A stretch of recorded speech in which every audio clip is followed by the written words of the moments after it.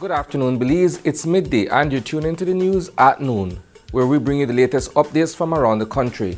I'm 𝐁𝐚𝐫𝐤𝐬, and here's what's making headlines today.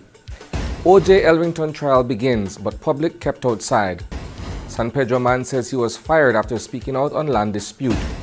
Violence in Mexico strands Belize car dealers. And PM Belizean attends CARICOM summit on St. Kitts and Nevis with Belize delegation. These stories are coming up in just 1 minute. I'm Brittany. My stories are heartfelt and bring a fresh perspective. On the job, there is no challenge too great.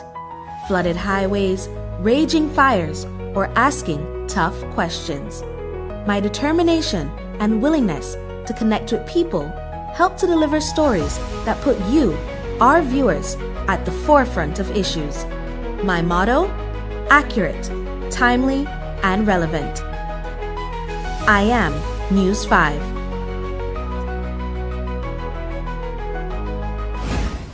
Welcome back. The rape trial of attorney Erson 𝐁𝐥𝐢𝐬𝐬 got underway in the High Court today, but almost everything happened out of public view. From the moment court convened, reporters were left waiting outside while attorneys sparred over a single pivotal question. Should this trial unfold in the open or behind closed doors? That debate dominated the morning. Before any evidence could be heard, the court had to decide whether the sensitive allegations warranted an in-camera hearing, effectively shutting out the media and the public. During a brief break, News 5 tried to get a sense of where things were headed, but both sides stayed tight-lipped. Neither the prosecution nor the defense offered any comment as they shuffled between the courtroom and the corridor. 𝐤𝐢𝐬𝐬, facing a rape charge, is being represented by his uncle, senior counsel and former Attorney General Wilfred 𝐤𝐤𝐬𝐬. Leading the Crown's case is Director of Public Prosecutions Cherlyn Vidal, who also declined to speak while the preliminary arguments continued. Justice Nigel Pilgrim is expected to rule soon on whether the trial will open to public scrutiny or remain sealed off as proceedings move forward, a decision that will determine what the country gets to see or doesn't in a closely watched case. We turn now to a story out of San Pedro that's hitting one family hard. A man who dared to speak up about his land troubles now says he's paying the price with his livelihood. Jose Hernandez, the resident you saw in our Monday newscast, claims the San Pedro Town Council fired him after he publicly criticized area Representative Andrew Perez. Just last week, Hernandez stood alongside the UDP's Gabriel Zetina at a press conference, saying he's been denied a piece of land he's lived on for 10 years. Perez responded by telling News 5 that Hernandez's wife already owns property on the island, so the family wasn't entitled to another parcel. Today, Hernandez says he's out of a job and out of the income he depends on to support his family. They didn't inform me that I was fired or anything. They just called me and say, bring the keys, and that's it. I mean, I don't know, they should notify me. As far as I understand, that's how it goes. 2 weeks in advance, they notify you that you are fired. They also haven't paid me Social Security, nothing. I have been working for the town council since before the pandemic, but there was a pause once. When I started again, that's when they fired me from the job. I have 5 children. I can't and don't have money to give each of them their $20 so they can go to school and have lunch money.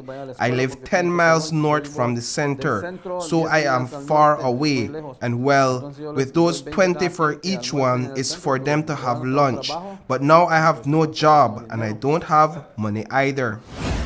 Meanwhile, Belizean car dealers are on alert as unrest in Mexico makes the road home too risky. The killing of cartel boss Nemesio 𝐁𝐿𝐵 has sparked fresh violence, forcing dealers who usually drive vehicles through Mexico to stop in their tracks. Several Belizeans are stuck in the U.S. waiting for the green light to head south. Tevon Phillips, owner of Accelerate Belize, says the entire industry is on standby, watching for signs that the route is safe again. He notes that driving through cartel territory has always been dangerous, but tensions are now even higher. For the moment, dealers are waiting it out, engines off, until Mexico calms down enough to move.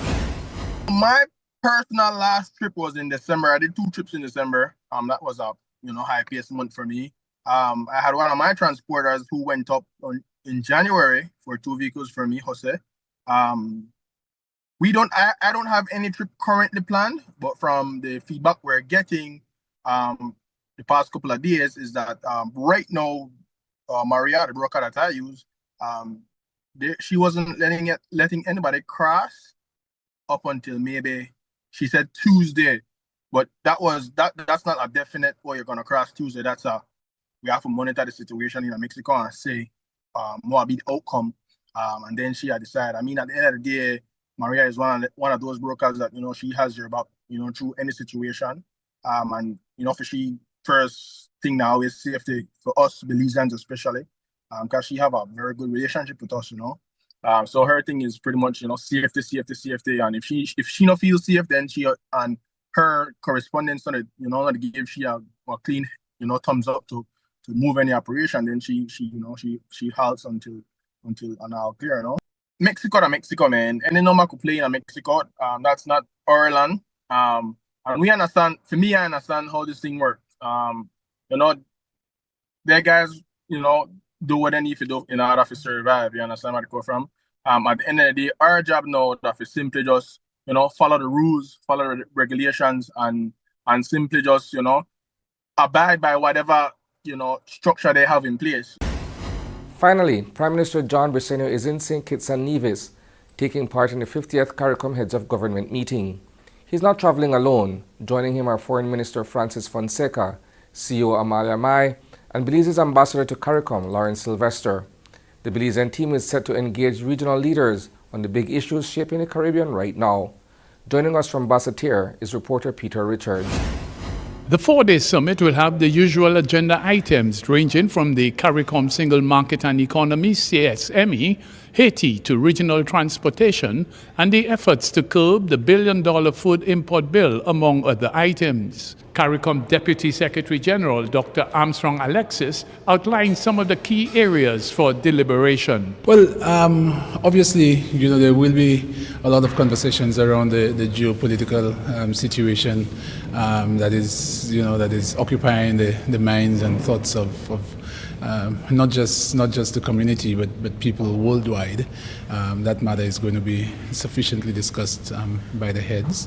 We have some other pertinent community matters such as reparations, the issue of the CSME, improvement in trade. All of those matters are going to be discussed by the heads as well. As you know, we had 4 member states that went into full movement, so there's going to be a bit of a review of how that has been working and the extent to which other member states may be ready. Peter Richards reporting for News 5. That's a wrap for the news at noon. But don't worry, there's plenty more coming your way at 6 p.m. We'll dive deeper into these stories and more. In the meantime, visit greaterbelize.com and follow us on Facebook for real-time updates. And don't miss Open Your Eyes tomorrow morning for fresh takes on today's headlines. Thanks for tuning in, Belize. Stay informed, stay inspired, and have a fantastic afternoon.